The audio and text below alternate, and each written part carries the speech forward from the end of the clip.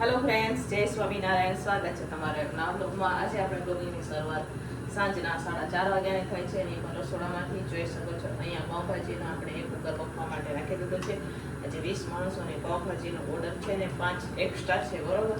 Total 25. તો સાંજે આપણે પાવભાજીનો ઓર્ડર છે પણ 20 માણસો માટે ફક્ત ભાજીનો જ ઓર્ડર છે, પાવ નથી, બરોબર? ભાજી એક જ બનાવવાની છે આપણે. તો ચાલો અમે કેવી રીતના ભાજી બનાવીએ એ હું તમારા સાથે શેર કરીશ. વિડીયો છેલ્લે સુધી જોજો અને જો તમને અમારા વિડીયો ગમે તો લાઈક શેર સબસ્ક્રાઈબ કરી દેજો. તો ચાલો, એક કુકર બફાઈ ગયું છે જનરલ. હવે જે આપણે બનાવીએ ને એ મારે ટિફિનમાં પણ દેવાનું હોય એટલે આ એક કુકર ને બીજું એક કુકર હજુ મારે સુધારવાનું બાકી છે એટલે આ બફાઈ જાય છે. એટલે બીજું કુકર પણ આપણે બફામાં સાઈડમાં રાખી દઈશું, નાનું કુકર મૂકશું, બરોબર?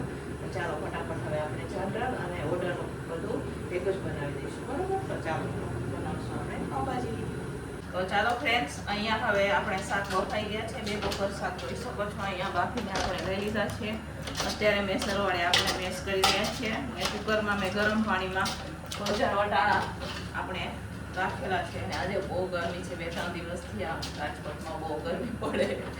તમારી અહીંયા કેવી ગરમી છે કોમેન્ટ કરજો, બરોબર? હવા પંખો હોલમાં ચાલે, રસોડામાં પંખો નથી.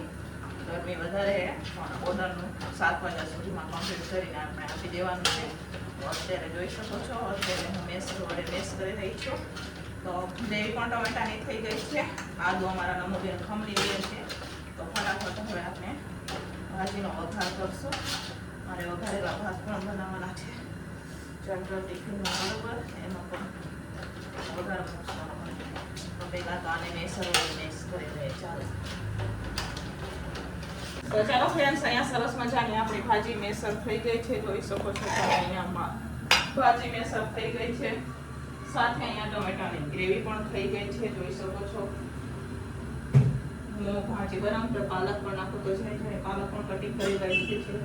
સાથે અહીંયા વટાણા પણ બોઇલ કરીને લઈ લીધા છે. તો અત્યારે હું ભાજીનો વઘાર કરી રહી છું. ચાલો ફટાફટ ભાજીનો વઘાર કરશું. તો અહીંયા તેલ નાખાઈ ગયું છે, ગરમ થવા દઈશું આપણે ગરમ, બરોબર? તો ચાલો તેલને હવે ગરમ થવા દઈશું આપણે. તો ચાલો, અહીંયા તેલ ગરમ થઈ ગયું છે. તો આપણે હિંગ નાખી દીધી છે, આદુ નાખશું, સાથે તજ, લવિંગ, તાજિયા, આખા મસાલા થોડીક આપણે ખાંડીને લીધા છે એ નાખશું.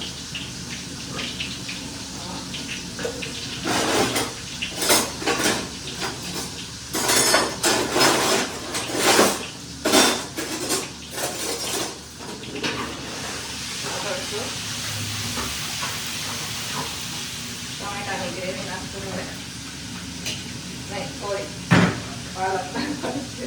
પાલક નાખશો,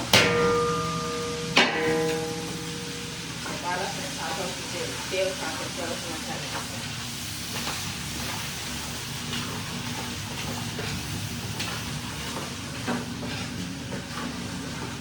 હવે આપણે નાખશું ટમેટાની ગ્રેવી ને પાલક સરસ મસાલે સતરાઈ ગઈ છે, જોઈ શકો છો તમે. આપણે ટમેટાની ગ્રેવી અને સાથે વટાણા પણ નાખશું.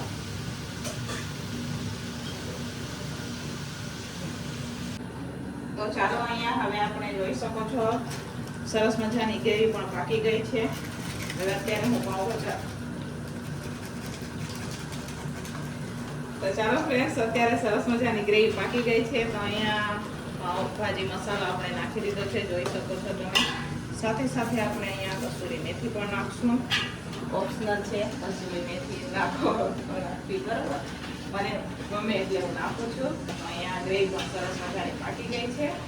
હવે આપણે એમાં જે ભાજી મેસર કરીને રાખેલી છે એ નાખવાની છે. થોડો ગેસને ધીમો કરી દઈશું, ચાટા બહુ એટલા હાટું થઈને, બરોબર?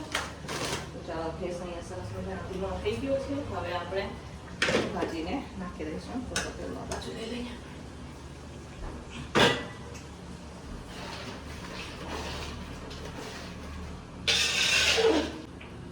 તો ચાલો ફ્રેન્ડ્સ, અહીંયા સરસ મજાની હવે આપણે મેસર કરેલા જે શાક હતા એ પણ રખાઈ ગયા છે. હવે અત્યારે હું મિક્સ કરી રહી છું.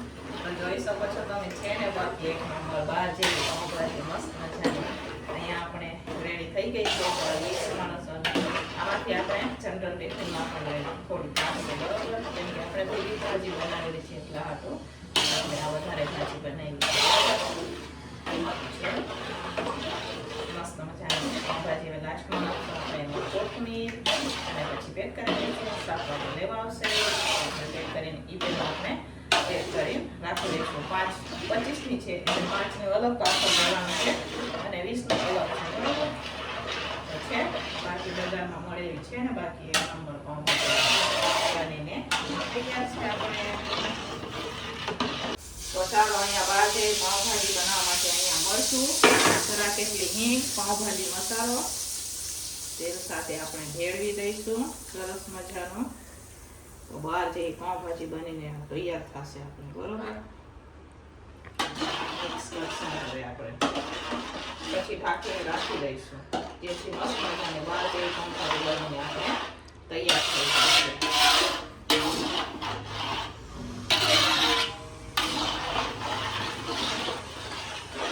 થોડીક વાર હવે ઢાંકી દેવાની.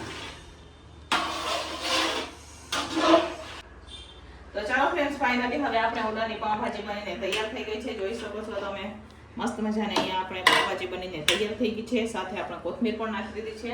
તો ચાલો હવે જનરલ ટિફિન પણ બનાવવાનું છે તો એની તૈયારી કરશું. પાઉંભાજીને હવે આપણે પેક કરી દઈશું. તો ચાલો ફ્રેન્ડ્સ આપણે પાઉંભાજી તો હવે વહી ગઈ છે. પાર્સલ ઓર્ડર હતો એ તો વહી ગયો છે. અત્યારે હવે જનરલ ટિફિનમાં મેં પુલાવ બનાવેલા છે. પુલાવ બનાવું છું અત્યારે અને અમારે પાઉં નથી દેવાના, રોટલી દેવાની ત્યાં છે. તો પુલાવ, ભાજી ને રોટલી. બરોબર તો ચાલો પુલાવ ડાયરેક્ટ આપણે કુકરમાં બફાવા રાખવાના છે. કુકરમાં નહીં તપેલામાં બરોબર ઢાંકીને બનાવવા દઈશું. અહીંયા રોટલીનો લોટ લઈ દીધો છે એ બાંધવાનો છે. તો ચાલો ફટાફટ રોટલીનો લોટ બાંધશું આપણે. તો ચાલો ફ્રેન્ડ્સ ફાઇનલી હવે પુલાવ પણ બની ગયા છે અને રોટલી પણ બની ગઈ છે અને અત્યારે હું પેક કરી રહી છું. જોઈ શકો છો તમે મસ્ત મજાના આપણા ભાત બનીને તૈયાર છે. સાથે અહીંયા રોટલી પણ બની ગઈ છે. ભાજી બધામાં પેક થઈ ગઈ છે. જો આ ટિફિનમાં પણ પેક થઈ ગઈ છે. આ ટિફિન પેક થઈ ગયું છે. આ ટિફિનમાં પણ પેક થઈ ગઈ છે. બાકીની જે ઘરે જમતા હોય એમના માટે છે ભાજી.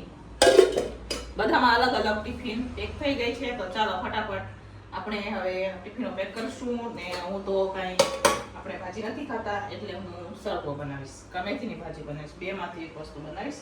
બરોબર તો અત્યારે હવે હું પેક કરું છું ટિફિન.